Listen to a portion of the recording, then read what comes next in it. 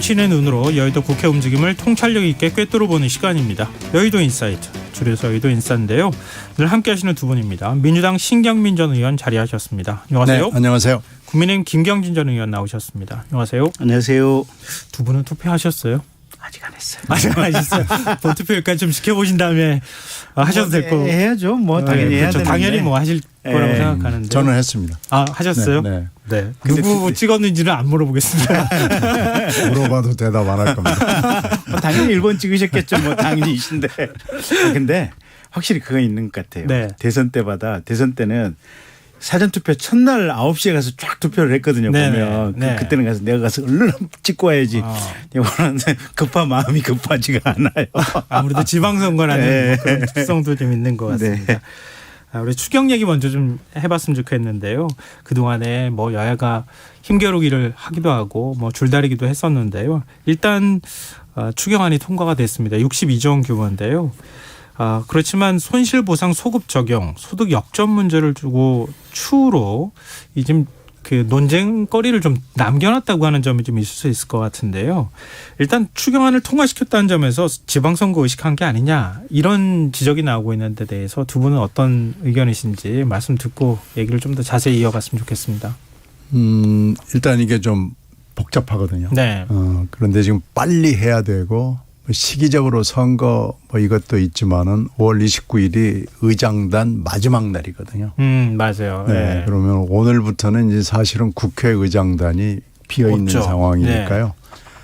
29일까지 하여튼 무슨 일이 있어도 통과를 해야 되는데 이거 가지고 이제 얘기를 시작하면 또 뭐 얼마가 걸릴지 모르고요. 하여튼 현금 지급이 지금 급하다는 것 플러스 국회의 어떤 절차적인 문제 뭐 이런 것들이 좀 겹쳤죠. 그래서 뭐 하여튼 근데 잘한 것 아닌가 싶어요. 네. 네. 기본적으로 이게 정치를 하는 게 국회잖아요. 보면. 네. 국회에서 하는 일은 모든 게 다 정치적인 의미가 있는 거죠.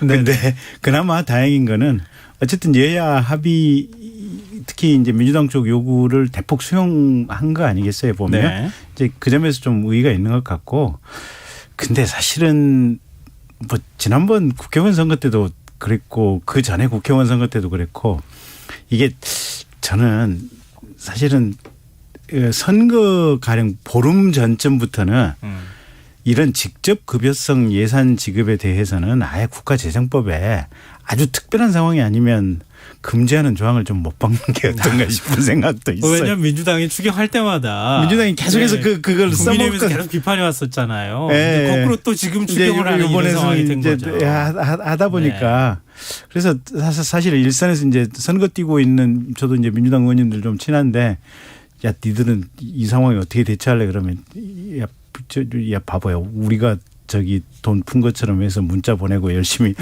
안내 보내고 이러면 그 기회를 활용하면 되지 꼭 뭐 정부 여당이 좋다고 뭐 그렇게 할 필요 있냐 뭐 이제 이런 얘기를 사실 네네. 아까 저녁에 서로 생색을 내는 네, 거죠. 서로 생색내기 이제 머리 쓰기 경쟁인데 네. 어쨌든 선거 한 보름 안쪽에 보름 이왕 금지하려면 보름 가지고 되겠어요. 한 달 정도는 뭐 더 이상 해야 되겠죠. 그런데 네. 이건 안 될 겁니다. 아마. 네.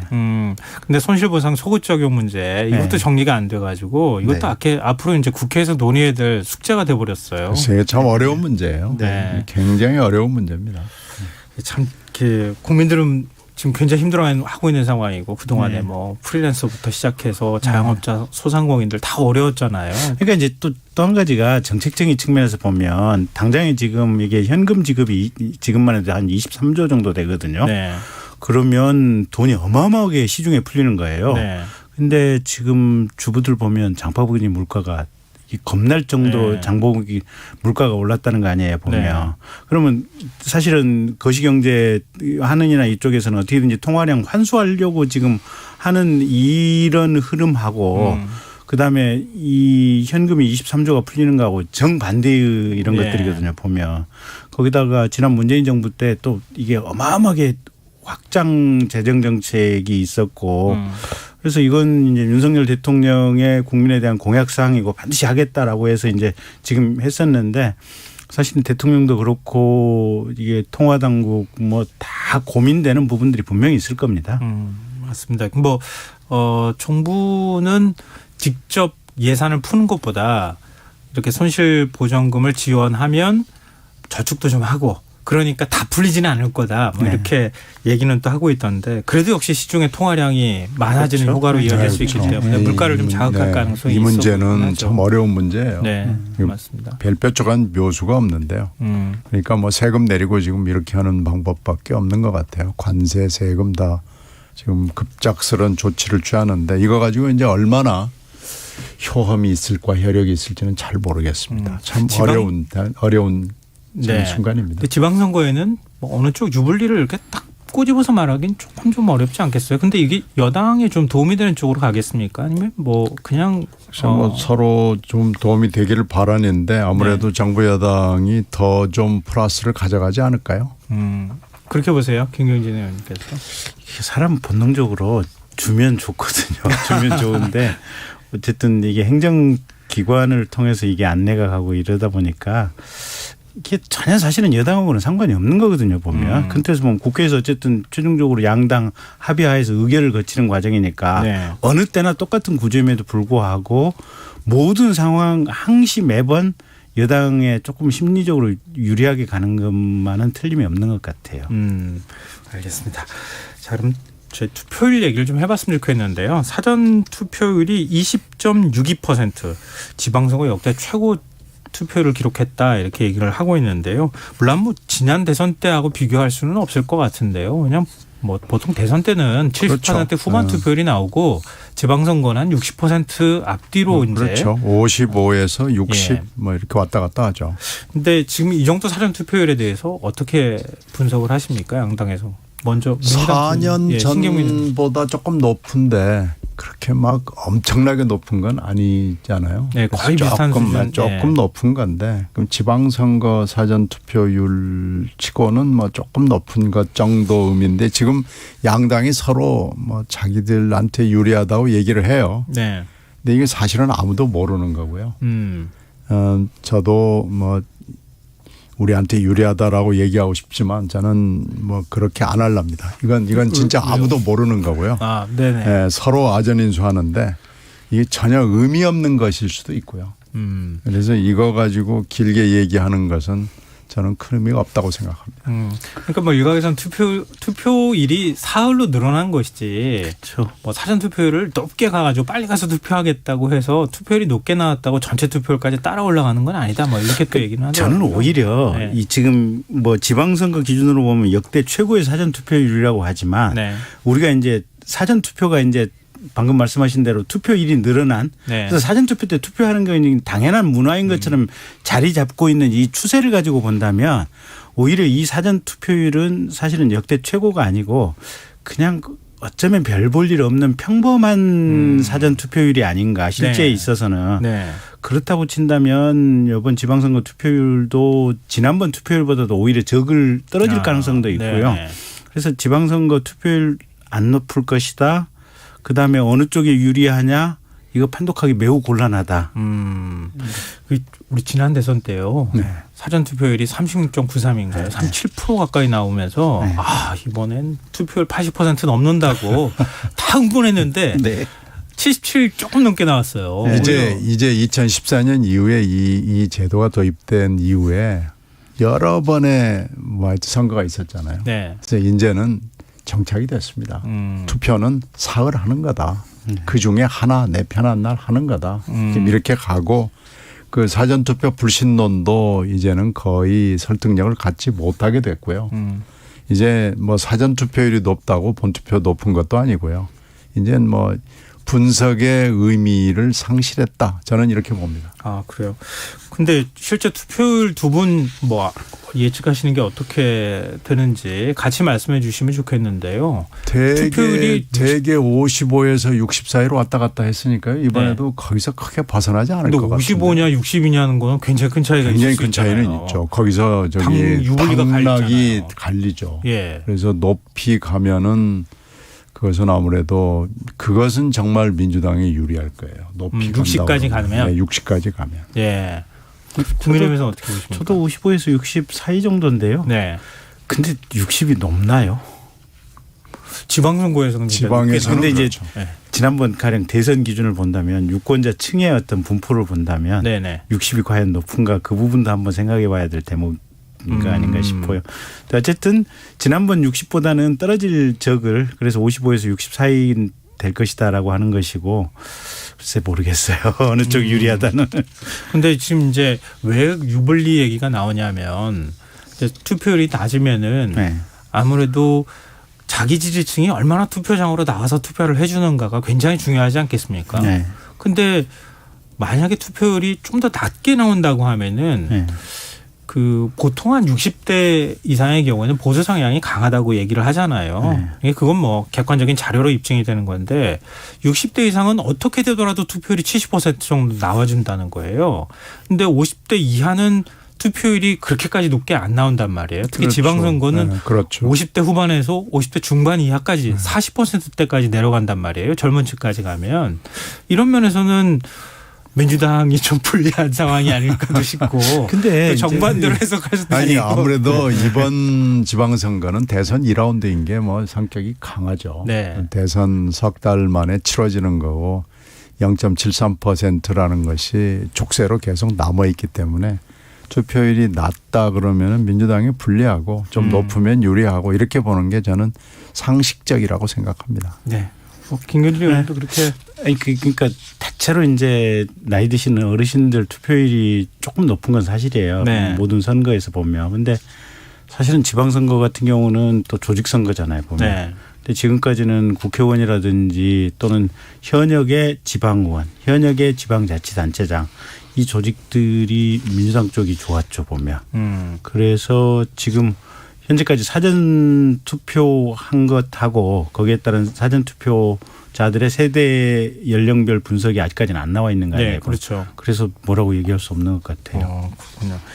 근데 인천 계양을 하고 성남 분당갑 이 사전 투표율이 다른 데보다 좀 높게 나왔어요. 이건 아무래도 선거전이 더 치열하기 때문이다 그렇죠. 이렇게 봐야 되겠습니까? 지금 이게 보통 한 선거구가 20만이 안 되거든요. 네. 그러니까 지금 계양을 같은 경우에는 15만 정도가 유권자인데 이 정도 높이 나왔다 그러는 건 이건 정말 관심이 굉장히 높다라고 봐야 될 거고요. 네. 이것이 유불리가 어떻게 되느냐 하는 것도 이건 좀 관심이 있는 것 같아요. 이건 좀 우리가 더 좀 심각하게 논의를 해보고 들여다볼 필요가 있죠. 이게 뭐 결과 예측이 어렵다고 이렇게 얘기가 나왔었기 때문에 계양을에 아무래도 좀. 계양을은 네. 근데 저는 이렇게 생각해요. 이게 부자는 망해도 3대가 가고 썩어도 준치라고 이재명 후보가 지금 직전 대선 후보였잖아요. 네. 그러면 이재명 후보를 애정하는 전국의 국민들이 있을 거 아니에요. 네. 나름대로 계양을에 있는 연고 있는 사람들 찾아서 투표하라. 이런 전화 한 통화씩 갈 확률이 높지 않을까요? 네네. 그래서 일단 이재명 후보 측에서 지금 사전투표를 견인하고 있는 그런 측면이 분명히 있고 네. 근데 산이 높으면 골도 깊잖아요 보면. 윤영선 후보나 국힘 또 이준석 대표도 지금 개항 가서 거의 전력 투구를 하고 있잖아요 보면. 네, 선거운동으로도 선거운동 등록해놓고 네. 전력 투구하고 있고 심지어는 안철수 후보님 우리 지역구 주민 개항을로 가신 분 찾습니다. 여유가 있어요. 네. 안철수 후보는. 네, 그러니까 사실은 국힘 쪽에서도 그쪽에 사전투표를 견인하는 측면이 있고 근데 제가 보기에는 이재명 후보 측 견인의 강도가 조금 더 셀 것 같긴 한데 어쨌든 양측 공이 지금 이 사전투표를 견인하고 있어서 그래서 개항을 같은 경우는 좀 강하지 않나 싶어요 보면. 알겠습니다. 이건 뭐 투표하면 열어봐야지 저희가 알 수 있는 부분이니까요. 하여튼 흥미로운 지역이에요. 네. 그리고 앞으로 뭐 이 정치 지형을 또 바꿀 수도 있는 이런 상황이기 때문에 하여튼 그렇죠. 결과는 저희가 지켜보면 어떨까. 계양을 분당갑은 정말 흥미로운 지역이 됐습니다. 네. 지금 여러분께서는 KBS 1라디오 김성환의 시사여와 함께하고 계십니다. 여의도 인싸 김경진 전 의원, 신경민 전 의원과 함께하고 있습니다. 근데 갑자기 이제 선거 막판에 등장한 이슈에 대해서 저희가 얘기를 안 할 수가 없어요. 거의 뭐 양당이 지금 총력전을 펼친다고 해도 과언이 아닌 것 같은데요. 이재명 총괄선대위원장이 김포공항 이전 공약을 내세웠어요.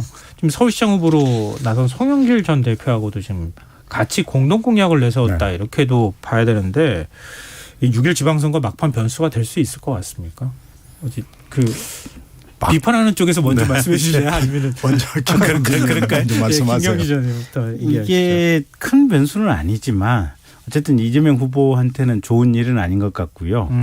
그다음에 제주 같은 데서도 지금 당장 민주당 후보들 극렬하게 지금 반대가 나오고 있잖아요. 보면. 네. 그다음에 수도권에 있는 구청장 후보라든지 또 뭐 서울시장 후보라든지 여기도 좀 영향을 미칠 부분인 것 같아요. 네. 그래서 어쨌든 크게 보면 각각의 선거 단위별로 가령 뭐 여기 지금 서울 강서 구청장이다 이러면 민주당 쪽 후보가 좋겠죠 보면. 근데 큰 틀에서 보면 이제 서울 강서 지역이라든지 이쪽을 제외한 나머지 서울 시민들 입장에서 보면 마음이 좀 불편하기 때문에 네. 거기는 국힘 쪽 구청장 후보들에게 또 유리하게 작용할 수 있는 면들도 좀 있고 그래서 각각 단위별로 좀 다르겠지만 큰 틀에서 보면 민주당의 후보들에게 유리한 것은 그리 많지 않을 것 같아요.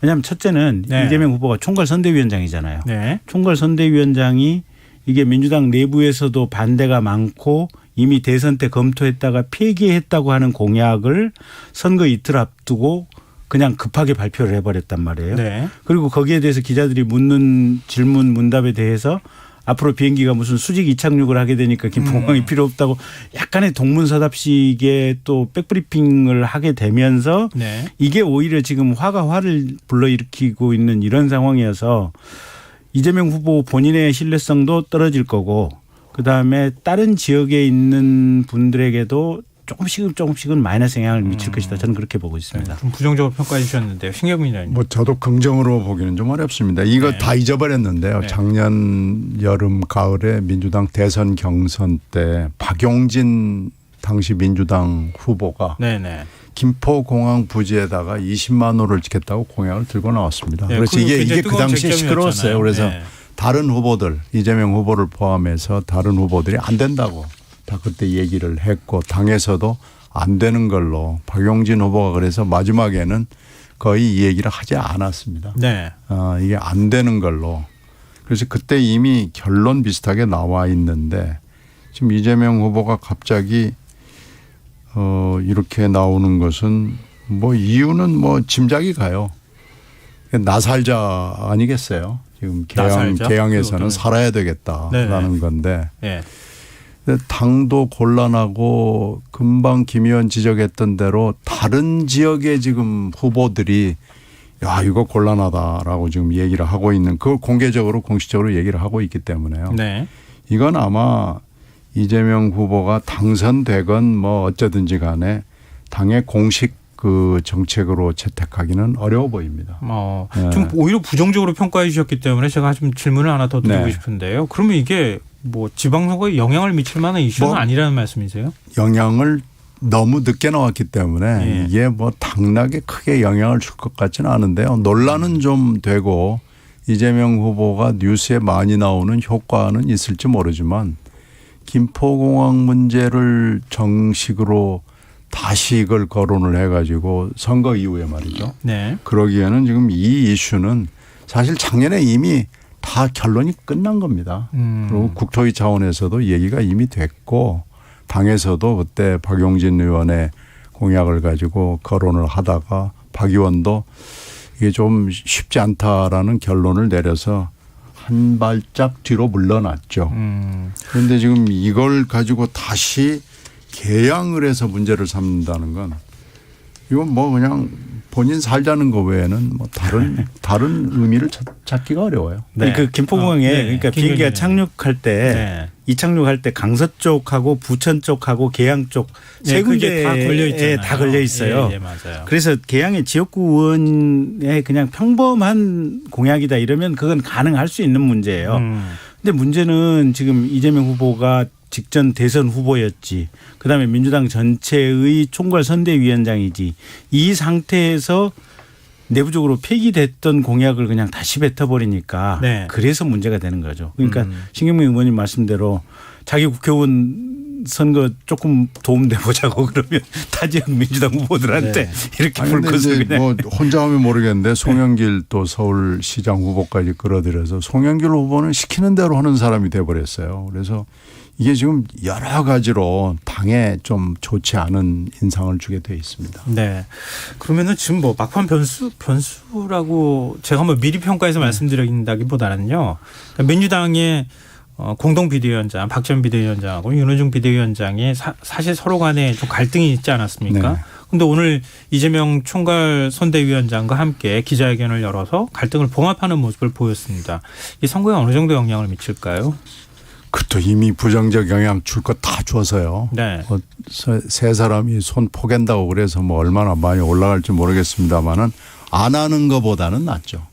계속 이렇게 어정쩡하게 가가지고 이게 도대체 뭐 덮은 거야 안 덮은 거야 하는 것보다는 나은데요.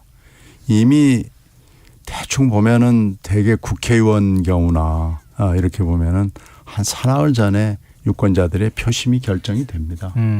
지방선거의 경우에는 조금 다르다고는 얘기하는데 네. 국회의원 선거나 사실은 17개 그 시도지사 광역 자치단체장도 뭐 거의 비슷하다고 보면 표심은 대충 결정이 저희들은 됐다고 봐요. 네. 그래서 이제 변수는 대형 사고 치지 않는 것밖에 없거든요. 그래서 손을 포갠 건 안 하는 것보다는 훨씬 낫죠. 네. 그런데 그렇다고 그래서 뭐 엄청나게 민주당 잘하는구나 이렇게 사람들이 갑자기 또 평가를 바꾸고 그럴 것 같지는 않지만 하여튼 그래도 손을 포갠 건 뭐 잘한 거죠. 네. 그렇게 뭐 갈등이 해야죠. 지속되는 것보다는 낫다. 그럼요. 예. 뭐 그렇게 해야죠. 예. 진즉에 사실 그렇게 했어야 되는데 이게 지금 일주일 정도 끌었잖아요. 근데 그게 잘못된 거죠. 네. 뭐 민주당 상황에서 대해서 김경진 의원께서 혹시 말씀하실 게 있으면 저도 똑같은 생각이에요. 그러니까 그렇게 하는 게 이제 나쁜 효과를 줄인다라고 하는 측면에서는 잘한 거지만 네. 어쨌든 제가 볼 때는 이미 표심은 거의 국민들 대부분이 결정이 됐을 거예요. 보면. 네. 그래서 큰 영향은 없을 것이다 이렇게 보고 있습니다. 네. 근데 뭐 이것보다도 오히려 오늘 이제 나온 게 경기도지사 후보죠. 국민의힘 김은혜 후보 재산 축소 지금 공보에다가 각 재산을 싣도록 되어 있잖아요. 그 재산 내역에 남편이 지분을 일부분 갖고 있는 빌딩하고 그다음에 증권하고 이게 한 지금 16억 정도라고 하죠. 축소 신고됐다 이렇게 선관위에서 판단을 좀 했고요. 그다음에 지금 토론회 과정에서 그 건물 지분을 잘못 얘기했다. 그래서 민주당에서 허위사실 공표로 지금 고발까지 한 상황이거든요. 세 건을 지적받았던 네네. 그러니까 그 집 빌딩의 지분과 네. 관련해서 그 가액을 잘못했다. 그 공시가가 계속 변했는데 그걸 제대로 신고하지 않았다는 거하고 증권 내역하고 그다음에 허위사실 공표하고 그렇죠. 이렇게 세 가지를 지적을 했거든요. 이게 지금 투표소의 바깥에다가 또 게시를 한다고 하거든요.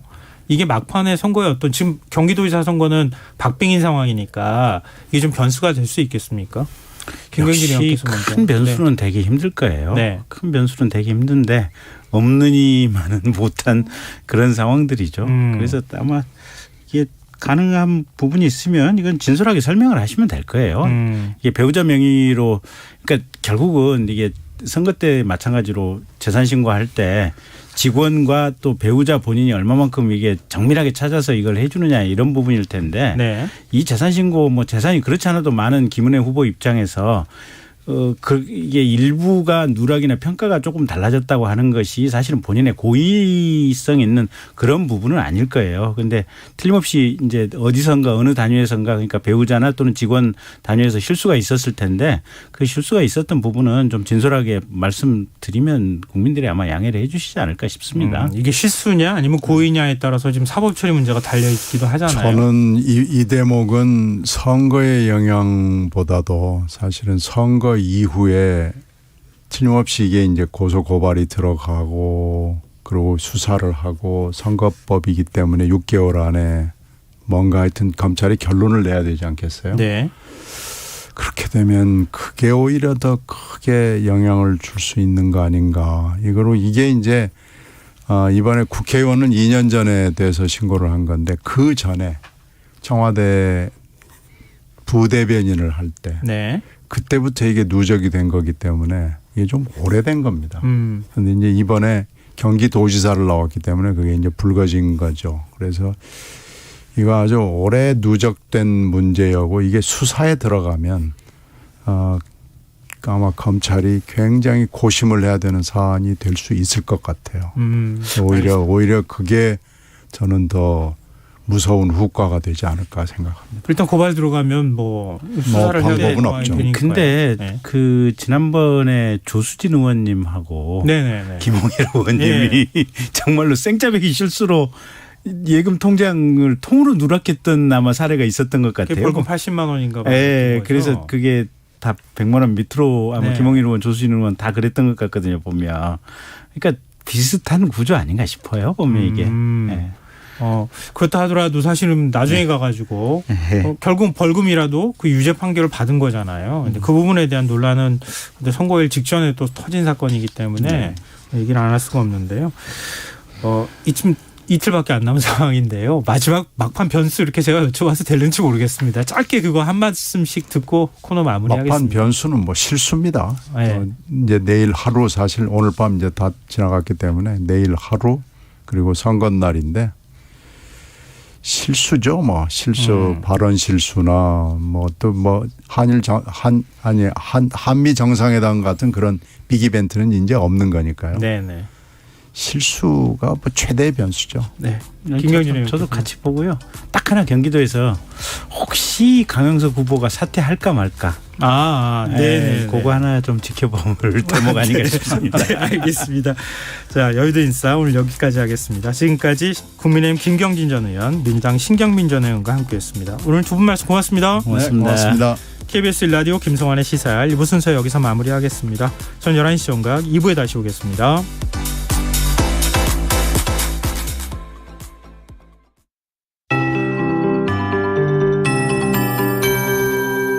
KBS 58분 날씨. 현재 전국이 흐린 가운데 내륙 지역 중심으로 비가 조금 내리는 곳이 있습니다. 오늘 밤까지는 강원 내륙과 산지, 전북 동부 내륙에 1mm 안팎의 비가 내리는 곳이 있겠습니다. 강원 동해안과 충북, 전북, 전남 북부, 경상권 내륙 지방에는 산발적으로 빗방울 떨어지는 곳이 있겠습니다. 내일은 고기압의 영향으로 전국이 대체로 맑겠습니다. 아침까지 낮은 구름의 영향으로 높은 산지를 중심으로 안개가 짙게 낀 곳이 있겠고 내륙에서도 안개가 낀 곳이 있겠습니다. 교통안전에 유의하시기 바랍니다. 한편 건조특보가 발효 중인 강원 중남부 동해안과 일부 경상권 대기가 매우 건조하겠고 당분간 비 예보가 없어 건조특보 지역이 확대될 가능성이 높습니다. 화재 예방에 유의하시기 바랍니다. 내일 아침 기온 오늘보다 낮아지겠고 낮 기온은 오늘보다 오르면서 일교차가 크게 나겠습니다. 내일 아침 기온 세종 12도,